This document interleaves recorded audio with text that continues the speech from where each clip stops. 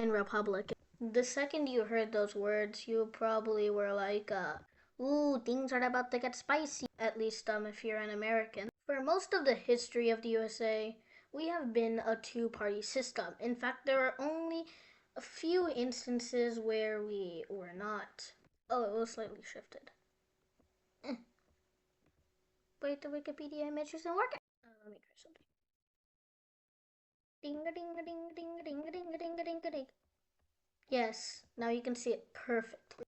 However, we are in the seventh party system because the systems change a lot. Because different ideologies start to form over different problems.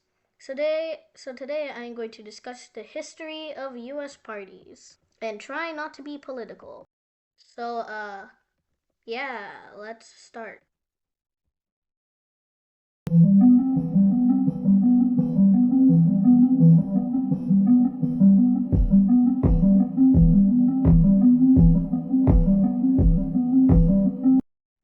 Let's start with the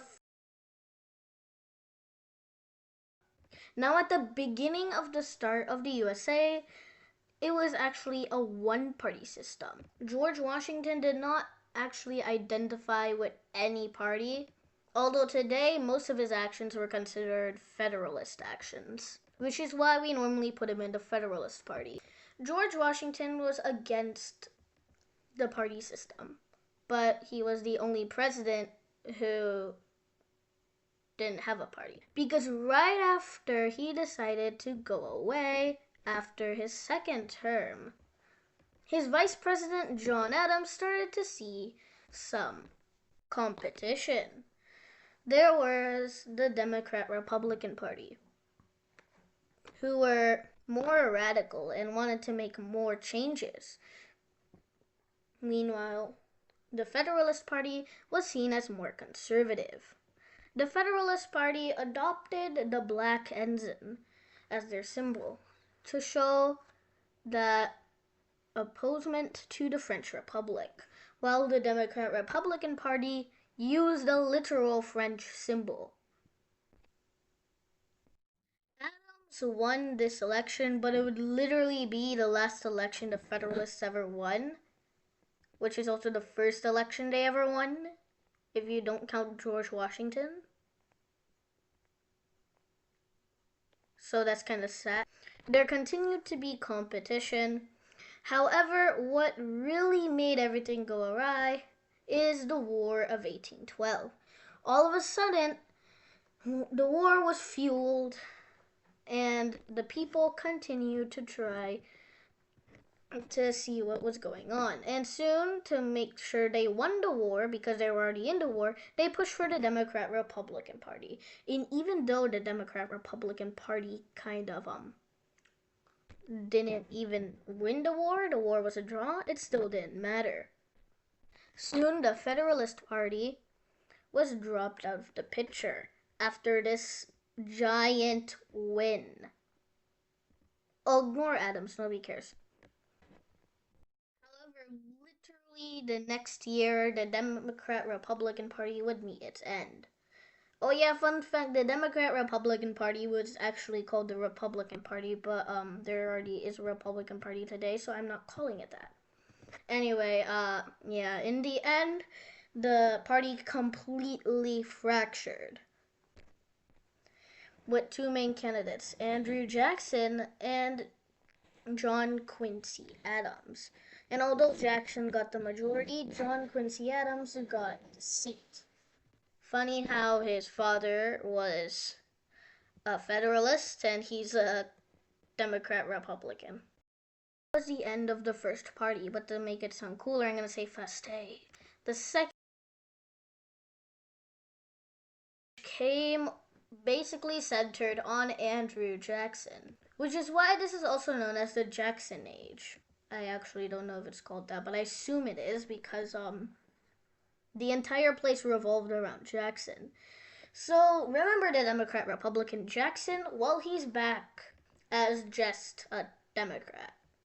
Meanwhile, we also have Adams as a national Republican, also known as an anti-Jacksonian. not so creative with names, are we? This was basically a cluster of humans that just didn't like Jackson.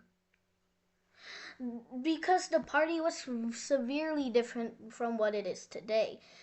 The Democrat Party at that time was pro-expansionist, even if it took violence to get there. They also approved a national bank. Soon, all the parties kind of merged into something called the Whig Party. When the National Republican Party and the other parties kind of combined into the Whig Party, led by Henry Clay, but for some reason he didn't run on his first time, probably because he ran as a National Republican the last time. Who cares about it? Anyway, the first major victory of the Whig Party came against Van Buren, where Harrison took the country by storm with 234 votes. Then there was Polk driving it back, which made us gain a lot of territory, most of our territory, in fact. We also had Taylor, the second win, but after that, everything kind of went awry. Next, we have the third. This follows the collapse of the Whig Party and the issue of slavery. Did I just say slavery? What's my wrong with my pronunciation? Following the collapse of the Whig Party, two parties came to replace the Republican Party and the American Party, famously called the Know Nothing Party, due to how, whenever they were asked questions, they would say, "I know nothing." Now, since these were some major shifts, Buchanan won. However, in the next election, Lincoln won because Buchanan honestly didn't want to run a second time. Anyway, there was also the Constitutional Union Party and the splitting of the Democratic Party for that time, because people were mainly split on the issue of slavery, because Lincoln was running and he was very anti-slavery. Following this kind of set up the Democratic and Republican Party as the two major parties, not kind of like the ideology, but just that they would exist.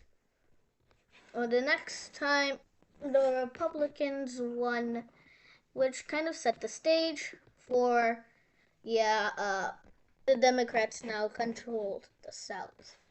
The Republican Party in this age was anti-slavery. They approved of tariffs, and they wanted heavy equality for all African Americans. Oh wait, no, that's wrong. All African American men. Meanwhile, the Democrats were basically anti that. And that's how the entire period literally went after that, with a brief cameo from the People's Party. But other than that, nothing happened until the vote directly after that, which would come.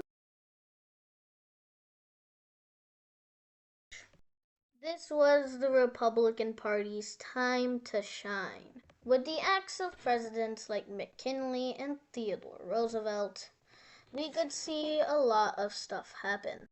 And there were also a ton of interesting elections, like the 1912 one, during the start of World War II, where Wilson won, but that was only because the Republican Party was currently a mess. There was also a running Progressive Party, which won more states than the Republican Party, and an interesting Socialist Party, which didn't win any states. The Progressive would run for the rest of this time, but really it wouldn't win. Anyway, these elections would continue happening, and that would continue happening until Hoover. Yeah, Hoover. Now, during Hoover's time, the Prohibition Act that was signed continued to be pressed because the Prohibition Act led to the mafia and stuff. So they kind of weren't very happy about it anymore. Apparently, if you tell an American don't do this, that's the one thing they'll do. Also, Hoover was kind of the blame for the Great Depression as well, according to the Americans at that time. So suddenly, the Democrats were very popular, which led to the fifth. Now, this period was basically economic and it was shaped by the Cold War. People really had trust in the federal government at this time since they were tasked with fixing the Great Depression. Roosevelt passed a ton of economic laws to not only stop the Great Depression, but make sure nothing like it ever happened again. And while World War II was the real thing that stopped the Great Depression, it didn't matter. People liked him so much, he got elected 4 times. And this convinced Congress to pass a law saying you can only go as a max 2 times. This was scary, I'll say. Soon, both of his friends on the Democrat and Republican parties soon started passing similar laws for the economy, and also made similar acts to intervene in the Cold War. Because that's just what happened, the Cold War. Economy, who cares? As long as the nasty evil empire of the Soviet Union dies. Oh yeah, that's a party nobody cares about, ignore it.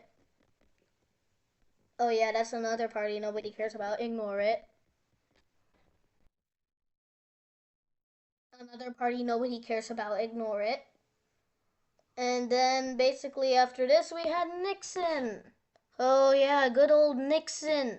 He looked amazing until he did the Watergate scandal. And this basically took the end of this age because people started to lose interest and trust in the federal government after the scandal happened. And after Ford pardoned Nixon, nobody really liked him anymore, which brung the start of the sixth period or sixth stage. This saw the age of neoliberalism and a more state surrounded government. Soon people became more interested in equal rights. And people started saying peace, not war. And this also overlapped with the second and last half of the Cold War, so that's kind of nice. Anyway, this was mainly shaped by random elections based on who was more what the people liked. And it started to work. And little conflict started happening. The Democratic Party even changed their symbol. However, Obama would be the last president in this age. Start. Now, this is kind of controversial as many people don't really, as some people don't think that the seventh age kind of started yet. However, as the Republican Party is becoming more nationalist and people are kind of picking more sides now, it comes to show what people are going to do. Now, this is just a history video, not a politics video, so you do what you want. I honestly could care less. Anyway, that's the end of the video. Thanks for watching, and I'll see you next time. Bye, I guess.